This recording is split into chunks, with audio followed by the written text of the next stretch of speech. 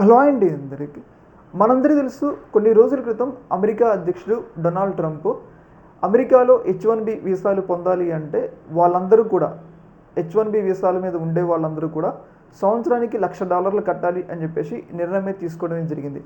ఈ నిర్ణయం అనేది అక్కడ లోకల్గా ఉన్న అమెరికా వాళ్ళకి జాబులు తీసుకురావడం కోసం డొనాల్డ్ ట్రంప్ ఈ నిర్ణయం తీసుకున్నారు.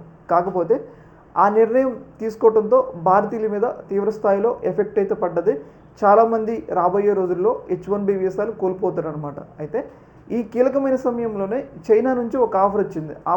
ఆ ఆఫర్ ఏంటి అంటే, చైనా H1B వీసాలు వద్దనుకునేటోళ్ళు చైనా గ్రాండి మేము కే వీసా ఇస్తాం. ఈ కే వీసా యొక్క లక్ష్యం ఏంటి అంటే, ప్రపంచంలో అత్యధికంగా ప్రతిభ స్టెమ్ రంగాలు సైన్సు, టెక్నాలజీ, ఇంజనీరింగ్, మ్యాథ్స్ ఉంటుంది కదా, ఈ 4 రంగాల్లో ఎవరెవరైతే అత్యధికంగా నిపుణులు ఉంటారో వాళ్ళందరూ కూడా చైనా గ్రాండి మేము కే వీసా ఇస్తామని చెప్పేసి చైనా ఆఫర్ ఇవ్వటమే జరిగిందనమాట. అయితే ఆ ఆఫర్లో భాగంగా ఇప్పటికే వీసాలు ఇవ్వడం కూడా మొదలుపెట్టింది.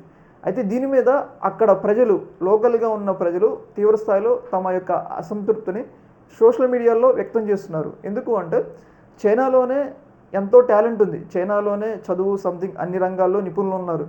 అయితే ఇప్పుడు మీరు బయట నుంచి ఇక్కడ తీసుకొస్తే, బయట నుంచి టాలెంట్ని తీసుకొస్తే ఇక్కడ లోకల్గా ఉన్న వాళ్ళ పరిస్థితి ఏంది, లోకల్గా ఉన్న జాబుల పరిస్థితి ఏంది అని చెప్పేసి సోషల్ మీడియాలో అక్కడ కమ్యూనిస్ట్ ప్రభుత్వానికి వ్యతిరేకంగా వాళ్ళైతే తమ నిరసన అయితే వినిపిస్తున్నారు. అయితే చైనా ప్రభుత్వం మాత్రం దీని మీద ముందుకు వెళ్ళాలి, కే వీసా ఇవ్వాలి అని చెప్పేసి ప్రయత్నాలు చేస్తున్నట్లయితే మనకైతే సమాచారం అయితే వస్తుంది. ఏదేమైనా కానీ ప్రపంచవ్యాప్తంగా కూడా ఈ వలసవాదం ఏదైతే లోకల్గా ఉన్న వాళ్ళకి జాబులు పోతున్నాయి కాబట్టి అక్కడున్న లోకల్స్ వేరే దేశం వాళ్ళని తమ దేశంలో ఉద్యోగాలు చేసుకోవడానికి అంత అంగీకారంగా లేరు అని చెప్పేసి మనకైతే తెలుస్తుంది.